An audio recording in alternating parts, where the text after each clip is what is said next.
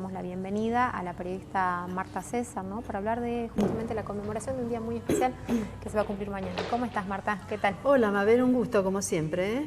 Sí, con un poquito de frío, pero sí, bien. Pero bien. pasándola, Así pasándola. Es. Bueno, sí, Mabel, efectivamente, el 28 de mayo se recuerda el Día Internacional de Acción por la Salud de las Mujeres. Sí.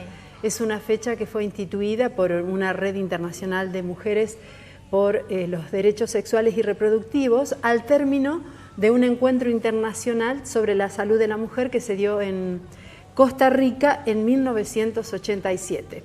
A partir de ahí entonces se toma este día como un día de reivindicación de derechos, del acceso pleno de todas las mujeres, niñas, adolescentes, adultas, ancianas, sí, a la salud sin ningún tipo de exclusión ni restricción. Porque tenemos que decir lamentablemente que aunque llevamos 30 años de democracia, se habla mucho de derechos de todo tipo, sí, todavía las mujeres tienen vedado el acceso, como en muchos ámbitos, también a la salud, ¿no? Eso lo podemos ver, por ejemplo, en cuanto se habla de salud sexual y reproductiva. Sí.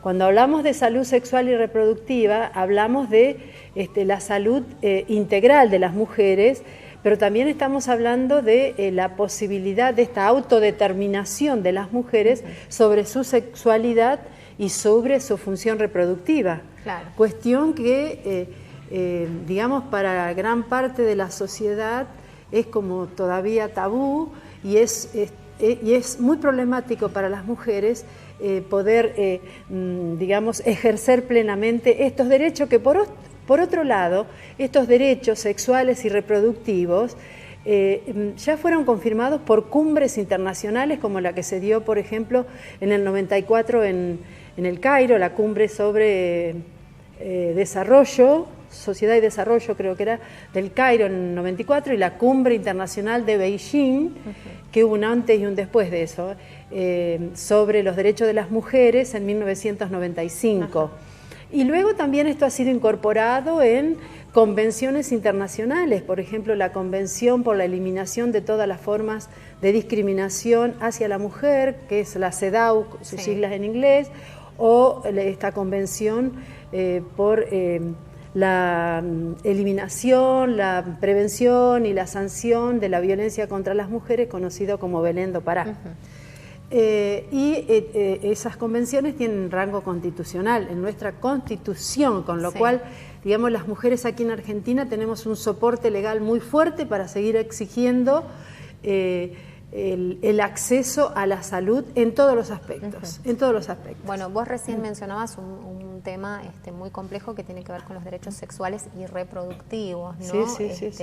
Y acceso que muchas veces está limitado por distintas cuestiones, muchas veces institucionales, porque no en todos los lugares, no en todo el país, a lo ancho, a lo largo de nuestro país, las mujeres cuentan efectivamente con un sistema de salud adaptado para que esto se dé, ¿no? Y también porque muchos profesionales de la salud lamentablemente han decidido disponer de manera arbitraria, ¿no? Y contrariamente a esas leyes de estos derechos que tenemos las mujeres. Así es. Y esto merece un profundo análisis. Estamos hablando de la posibilidad estamos hablando de que las mujeres tengan el derecho de planificar cómo, cuánto, cuándo y cómo tener hijos. Sí. Si los quisieran tener. Si los quisieran tener.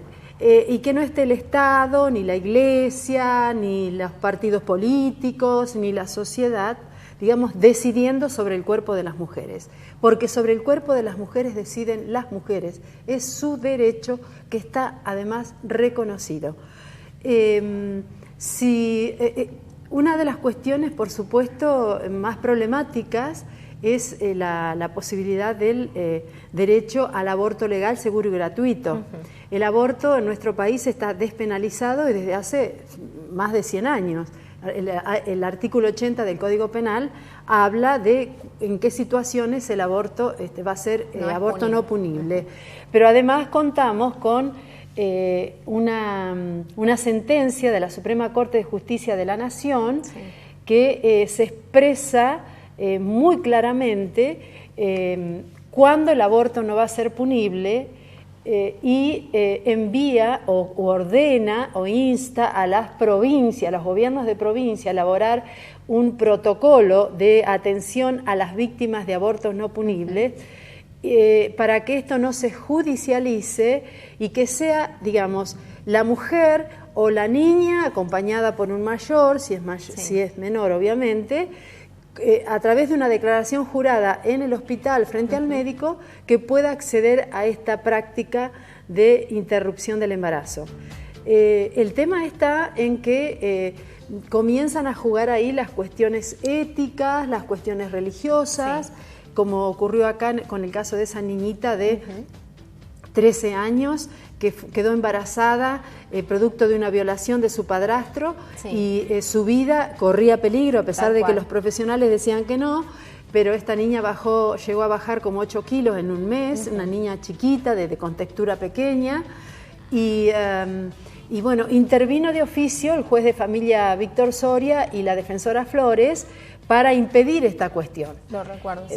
Eso es terrorífico porque eso es ir en contra de lo que establece el propio Código Penal, de lo que establece la sentencia de la Suprema Corte de Justicia de la Nación y de lo que establece también la Convención sobre los Derechos de las Niñas y Adolescentes, la Convención sobre la Eliminación de todas formas de discriminación contra la mujer, la Convención de Belén do Pará. Es tremendo lo que hicieron, ¿no? Aquí. Bueno, eso es un caso, podríamos decir, paradigmático, porque en realidad se da mucho más cotidianamente en Salta de lo que pensamos. Acá, las que somos periodistas sabemos, porque recibimos todas las gacetillas de prensa del Poder Judicial, que hay muchísimas niñas que quedan embarazadas producto de violación hasta de sus propios padres biológicos. Entonces, ¿cómo no atender a los derechos, digamos, sexuales y reproductivos de esa niña? Y además toda la vulneración que puntual esta nenita sufrió, ¿no? Porque no solamente ser víctima de abusos sexuales seguramente reiterados, ¿no? Sino pasar todo ese maltrato institucional, que dentro de la misma institución se la descuide, permiten que vayan estos grupos antiderechos, como les decimos nosotros, los grupos pro vida, mal llamados, es decir, antiderechos mal llamados pro vida, exactamente, a rezar delante de la cama de la niña, cosa que no debería ser martirizarla, ¿no? A martirizarla, mucho más dolor del que ella ya tenía. Correcto. El proceso judicial que la lleva a esta situación, que la revictimiza, correcto. Y después también, si no me equivoco, esto pasa al Senado en relación tanto a la defensora como al juez, y creo que el Senado no lo trata, ¿no? La multisectorial de mujeres presentó un jury atendiendo a que se habían violado, digamos, todas estas normas legales. Presentamos un jury contra el juez Soria y fue obviamente... Está integrado ahí por representantes de Cámara de Diputados. De diputados, del Senado y de la Corte de Justicia, por supuesto. Y la gente de los hombres, porque fueron los varones, de la Corte de Justicia, integrantes de esa comisión de jury y del Senado, fueron los que se opusieron, es decir, ni siquiera que se abriera el caso para analizarlo. No quisieron saber absolutamente nada. Digo, ahí fíjate cómo opera el patriarcado y el machismo. En esa, cuando... Sí, una mujer que es la que, bueno, esta mujer que siempre nos obtura, digamos, el avance de los derechos de las mujeres desde el Senado, que es la senadora Silvina Vilés, ¿no? Yo siempre reitero esto porque vos también lo conociste al caso, y además leíste por ahí alguna ficha, algún banner que decía una mujer al Senado. Sí, de hecho yo la entrevisté. Ese era el eslogan de Silvina Vilés, y cuando llegó al Senado, no solo no hizo nada por las mujeres, sino que todas las veces que tuvo que votar a favor de los derechos, de leyes que habíamos trabajado las mujeres, las votó en contra. Así que es lamentable eso, por eso pedimos más mujeres, pero más mujeres con conciencia de género, ¿no?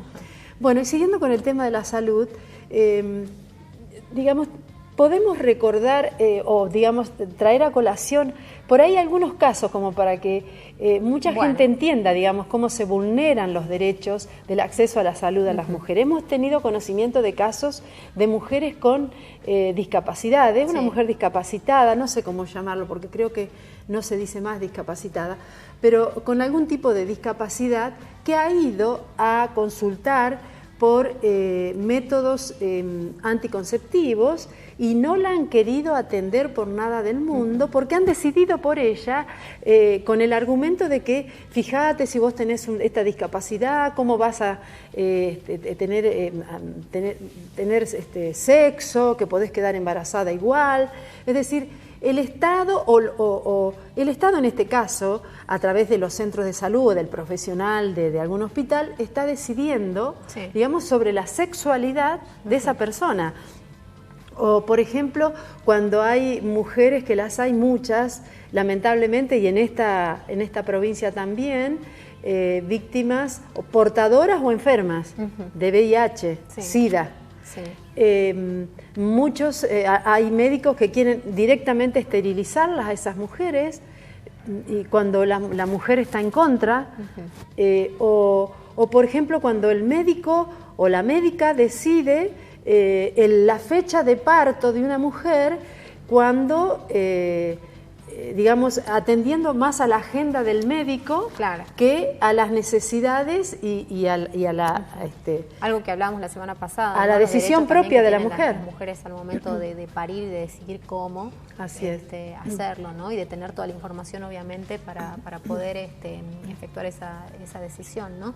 Pasa también cuando, por ejemplo, alguien pide una ligadura de trompas y no se la quieren hacer, ¿no? O porque no tiene hijos, o porque no tiene la cantidad de hijos que el médico piensa que debería tener, o porque es muy joven. Correcto. Y también ahí es como que... Te están violentando, primero te están violentando, están violando tus derechos sexuales y reproductivos. Es una violencia de género bien clarita también, ¿no? Y sobre todo desde que tenemos la ley, porque hay una ley que se ha aprobado hace un tiempo atrás, y las mujeres tienen acceso a realizarse, bueno, lo que se llama comúnmente la ligadura de trompa, para evitar seguir teniendo hijos, porque no siempre, tenemos que decir, sobre todo las mujeres pobres, tienen acceso a los métodos anticonceptivos gratuitos. No sabemos qué va a pasar con eso, porque en el momento en que desde el gobierno nacional se están desmantelando la mayor cantidad de programas sociales que atienden los derechos de las mujeres, empezando por el programa de salud sexual y reproductiva, hasta donde sabemos despidieron a 55 personas, muchas de ellas mujeres profesionales y capacitadas con amplia experiencia en esta cuestión de la atención de los derechos sexuales y reproductivos de las mujeres, y la han pasado a otra área, no sabemos cómo va a funcionar, no sabemos qué va a pasar, y están desmantelando muchos programas, entonces no sabemos cómo vamos a continuar de aquí en más. A mí me parece que este problema, que no había sido resuelto del todo hasta acá, sino en parte, pero por lo menos algo teníamos, ahora ese problema se está profundizando porque esos programas se están desmantelando. Yo quiero, quiero imaginar, a ver, qué va a pasar con todas esas mujeres pobres que no tienen ni siquiera, y menos ahora, digamos, un peso, ahora que ha subido el transporte, que ha subido todo. Sí, claro, que hay como necesidades más instaladas. ¿Dónde va a ir a comprar algún método anticonceptivo? Por favor, de ninguna manera. O sea que básicamente, digamos, pienso, ¿no? Y reflexiono en torno a todos los programas que hemos ido abordando, quienes más vulnerados tienen sus derechos son las mujeres que tienen menor poder adquisitivo, ¿no? Porque dependen mucho más del Estado. Pero en todo, no te quepa la menor duda, en todo. Es decir, para acceder a los métodos anticonceptivos gratuitos, porque pensamos en los hospitales, si es en zonas rurales, en el monte, en la puna, donde fuera, van a la sala de salud y no llegó por un mes, es terrible, digamos, porque en ese mes podés quedar embarazada perfectamente. O los cambian, porque muchas veces correcto. pasaba también, ¿no? Que cambiaban. Si es digamos, que vos tenés la intención, tenés la decisión de realizarte un aborto en condiciones de salubridad, primero no te lo van a permitir, no te lo van a permitir. Y segundo, sabemos que si vas con un aborto inconcluso, que ocurre mucho en la provincia, porque ha sido una práctica clandestina, y llegás en pésimas condiciones de salud al hospital para que se termine, digamos, esa práctica, para que te atiendan, va a haber dos problemas. Por un lado, vas a sufrir, te van a penalizar dentro del hospital porque te van a insultar, te van a maldecir, te van a discriminar, y por otro lado, lo más probable es que se judicialice. Exactamente, que se dé aviso a la justicia, tal cual pasó en Tucumán, y ahora vamos a hablar de ese tema. Y tenemos que hablar de otra situación que se da entre las mujeres pudientes. Sabemos que en las mujeres pudientes, en las mujeres que son católicas, también se realizan las prácticas abortivas, pero claro, se realizan en buenas condiciones de salubridad, se realizan en un consultorio privado, o se lleva a las mujeres o a las jóvenes a otra provincia para que nadie se entere, y los abortos se realizan igual. Por eso digo que siempre... Sin tanto riesgo de vida, quizás, sí, ¿no? Exactamente. El riesgo está, pero se minimiza por ahí. Se minimiza porque tiene otro tipo de atención, por supuesto. Siempre se penaliza y siempre se discrimina y siempre, digamos, las que van a quedar en peores condiciones son las mujeres pobres, porque son las que tienen que concurrir o a los centros de salud o al hospital, donde si tiene que... por ejemplo, donde se tiene que realizar una práctica que evidentemente es una práctica que entra dentro de la figura de aborto no punible, seguramente, como ocurrió ya, la mayoría de médicos y médicas van a argumentar su objeción de conciencia. Claro. Y sabemos que hay muchos médicos y médicas que son objetores o objetoras de conciencia a la mañana, pero a la tarde no son objetores y objetoras de conciencia en sus consultorios particulares. Sí. Bueno, y brevemente, Mabel, quiero contarte el caso de Belén, que va a ser una de las demandas de las mujeres ahora el 3 de junio, Belén es un nombre supuesto para preservar su identidad. Es una joven que llegó al Hospital Avellaneda de Tucumán porque había tenido un aborto espontáneo. Sí. Llegó con hemorragia, había sido un aborto espontáneo. Hubo profesionales que certificaron efectivamente que fue así. Pero como hay todo un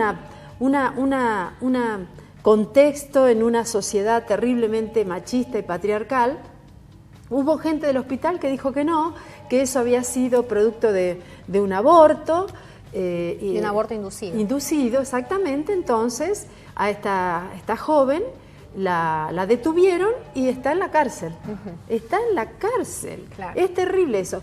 Y entonces el 3 de junio vamos a salir a pedir por esto, por la salud de las mujeres y por muchos derechos que todavía faltan cristalizar en esta sociedad. Estamos invitando para el 3 de junio a la concentración, la multisectorial de mujeres, a las 5 de la tarde frente al Cabildo, para que todos y todas podamos salir a pedir por una sociedad más justa, por una sociedad sin violencia contra las mujeres como corresponde. Perfecto, volvemos a gritar ni una menos, recuerden entonces y agenden para acompañar esto, que el año pasado tuvo una excelente convocatoria y mucho compromiso social. Marta, muchísimas gracias. Gracias a vos, Gracias por acompañarnos. Nos vamos a la pausa, ya volvemos.